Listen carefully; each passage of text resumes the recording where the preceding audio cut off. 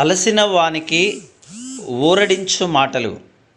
సహోదరుడు భక్తి సింగ్ గారి పరిచర్య నుండి సేకరించిన అనుదిన ధ్యానములు. ఏప్రిల్ 10. వారు 100 మంది చొప్పునను 50 మంది చొప్పునను పంక్తులు తీరి కూర్చుండిరి. మార్కు 6:40. మత్తయి 14:19 దైవిక క్రమము కలదు. ఆయన పచ్చిక మీద కూర్చుండుడని జనులకు ఆజ్ఞాపించెను. ఒక సమూహమునకు ఆహారము పంచిపెట్టుట సామాన్యమైన పని కాదు.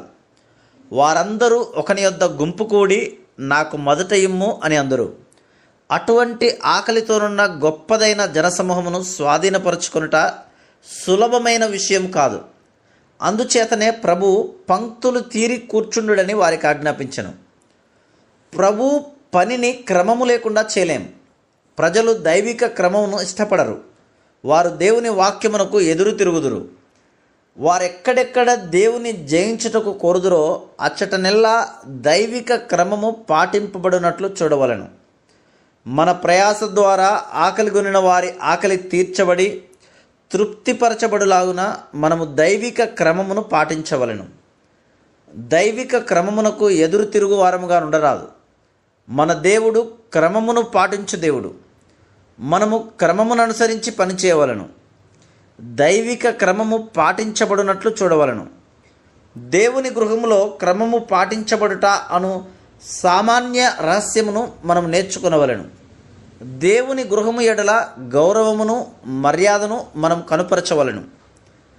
దేవుని ఇంటిలోనికి మనం ఏ విధంగా రావాలనో, ఏ విధంగా మోకరించి గౌరవం చూపవలనో మనం నేర్చుకున్న ఎడల అప్పుడు మనం దైవ క్రమమును నేర్చుకొనగలం.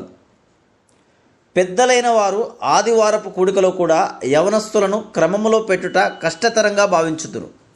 ఎవరైతే దైవ క్రమమును అనుసరించారో వారు ప్రతి స్థలములో మానవ క్రమమును తీసుకొని వచ్చెదరు. దేవుని ఇంటిలో దేవుని ప్రజలు దైవిక క్రమమునకు ఎదురు తిరగరాదు. దేవుని సేవకులు దైవ క్రమమును ఏ విధంగా తీసుకొని రావాలనో ఎరిగి ఉండవలను. దైవ క్రమము పాటించబడిన ఎడల దేవుని ప్రేమించువారు దానికి ఎదురు తిరగలేరు. దైవ క్రమము అనుసరించబడినప్పుడే దేవుడు పరిచర్యను ఆశీర్వదించును.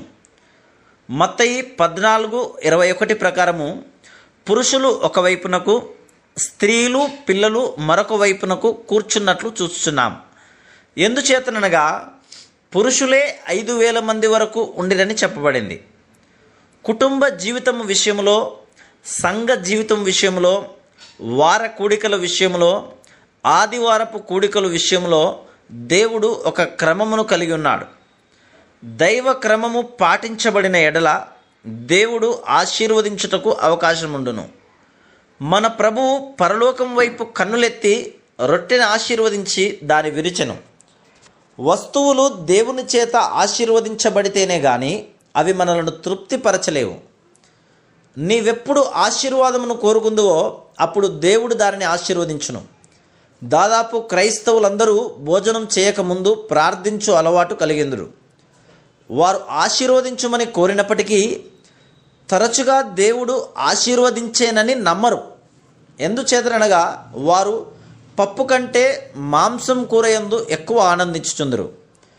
దేవుడు నీ ఆహారమును ఆశీర్వదించనని నీవు నమ్మిన ఎడల ఏ రకమైన ఆహారముందైనను నీవు సమానమైన ఆనందం కలిగిందు. నీ రుచికి తగినట్టు ఆహారము మాంసము చేపలో లేని ఎడల ఎన్నిసార్లు నీవు నీ భార్యను కోప్పడదు, ప్రభువా ఈ ఆహారమును దీవించుము అని గంభీరంగా ప్రార్థించుదురు. కానీ దేవుడు దీవించునను విశ్వాసం ఉండదు. ప్రభువు నన్ను రక్షించింది మొదలు నా అనుభవం నుండి నమ్ముచున్నాను. నా ఆహారం విషయమై నేనెప్పుడూ దిగులు చెందను. నాకెటువంటి ఆహారం పెట్టినను నేను పట్టించుకోను, సనగను, గొనగను.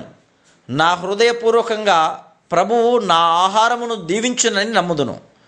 అది నాకు మంచిదిగా నుండును. అది ఏదైనను నేను ఆ ఆహారమును సంతోషంగా భుజించుదును.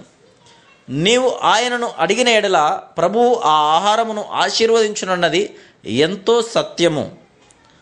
Praise the lord.